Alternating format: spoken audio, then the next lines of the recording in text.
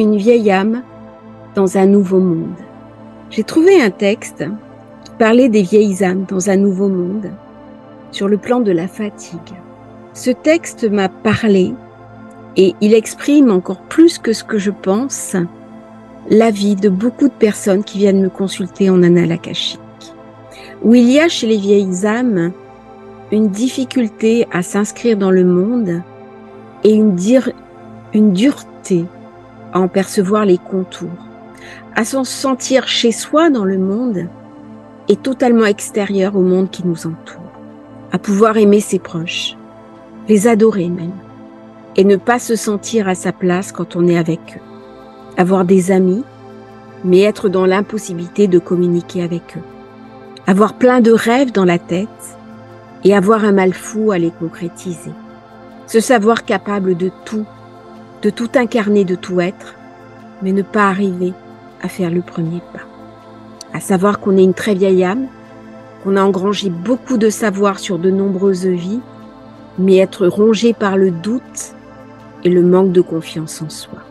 Savoir que la culpabilité n'est pas quelque chose de positif, et pourtant, la laisser nous envahir, la laisser nous submerger et en subir, malheureusement, sa tristesse et sa fatigue.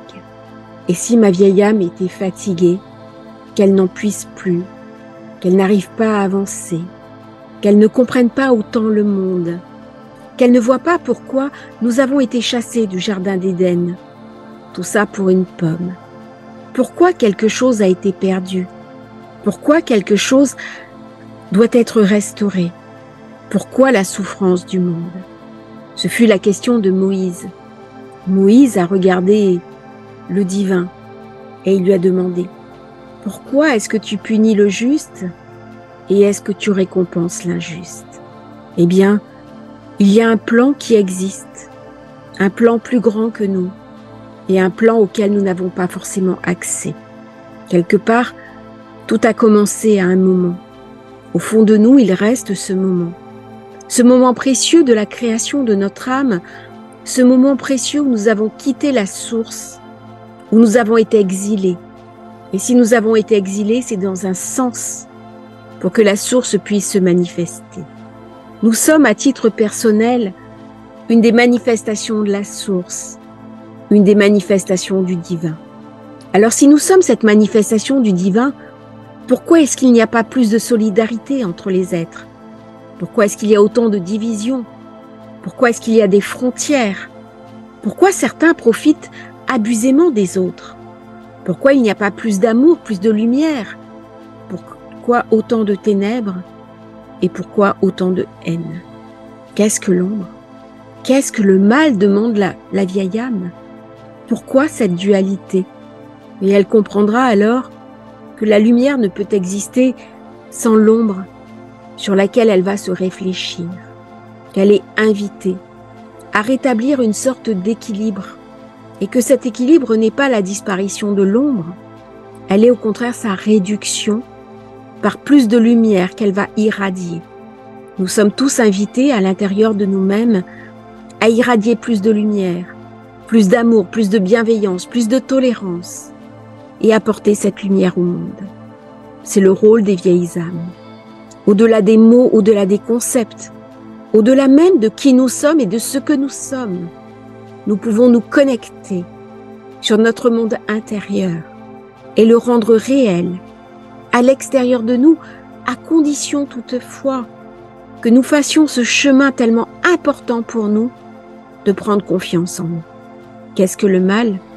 C'est la projection de toutes mes douleurs, de toutes mes souffrances, de tous ces résidus que je n'ai jamais réussi à dépasser. C'est aussi la manifestation de ma propre culpabilité, de mes douleurs intérieures, de mes défauts, de mes imperfections. Suis-je appelée à être parfaite en tant que vieille âme? Sûrement pas. Je suis simplement appelée à être moi-même, à savoir qui je suis, à poser un regard lucide sur mes défauts et sur mes imperfections. Non pas comme un challenge, en aspirant au divin, mais en sachant que chaque épreuve que je traverse est un saut d'obstacle qui me prépare à traverser le suivant, qui me renforce et qui m'inscrit dans la réalité. Il y a une accélération. Nous la ressentons tous. Nous voyons le monde changer à une vitesse folle. Tous nous sommes dépassés, y compris les plus jeunes d'entre nous. Quelque part, dans cette souffrance qui est celle du monde, dans cette désespérance que tant de poètes, tant d'auteurs ont parlé, ont raconté, sont venus dire à notre conscience, la désespérance du monde, eh bien, il y a une beauté. Une beauté qui va murmurer à notre oreille que si je suis perdu, je peux trouver le chemin. Je peux écouter la voix à l'intérieur de moi-même. Si je suis perdu, une fois que je me suis retrouvé, je peux aussi guider les autres. Non pas en leur imposant le chemin, non pas en leur imposant ma vision des choses, mais plutôt en les amenant à trouver leur propre vérité. Ainsi, nous ferons de demain cette ère bénie qu'on nous a promis, cet âge d'or de Saturne exilé qui avait recréé l'âge d'or. Lorsque chacun sera capable de connaître ses propres besoins et d'y répondre positivement, sans pour autant prendre de l'emprise sur les autres, sans pour autant chercher à minorer l'autre, à le dominer ou à l'éliminer. Nous sommes sur le chemin et tous travailleurs de lumière que nous sommes, les vieilles âmes, nous sommes invités à l'éclairer. Pour nous-mêmes d'abord, pour savoir qui nous sommes, pour ne pas nous sacrifier. Je ne crois pas que quoi que soit de bon sorte du sacrifice. Je crois au contraire que nous avons la nécessité de nous interroger sur ce qui a vraiment de la valeur pour nous, au-delà du côté matériel, au-delà du côté réel, dans ce que je suis et dans ce que je vais venir manifester au monde. En fait, le temps est venu pour nous, les vieilles âmes, de peu à peu ne plus écouter les sirènes qui racontent que nous ne pouvons rien faire, que nous ne pouvons pas participer à notre monde, que nos voix sont trop faibles et qu'elles ne méritent pas d'être entendues. Le temps est venu, vieilles âmes, de prendre votre place, de retrouver la lumière et de la faire briller en vous pour l'émaner au monde. Le temps est venu, vieilles âmes, que vous repreniez enfin votre place, car vous rentrez peu à peu chez vous, dans cet espace de lumière qu'au fil du temps, au fil des siècles, d'incarnation en incarnation, d'expérience en expérience, votre âme en voyage sur terre est venue manifester, elle est venue programmer et elle est venue raconter.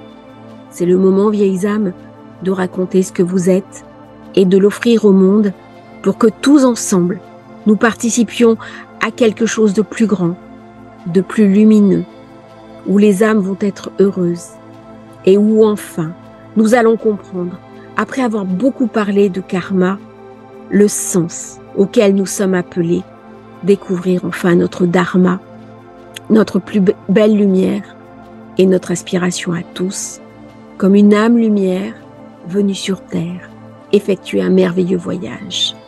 Je vous remercie d'avoir écouté cette transmission en conscience dans les Annales Akashiques. N'hésitez pas à liker, à vous abonner à la chaîne et à bientôt pour un nouveau partage.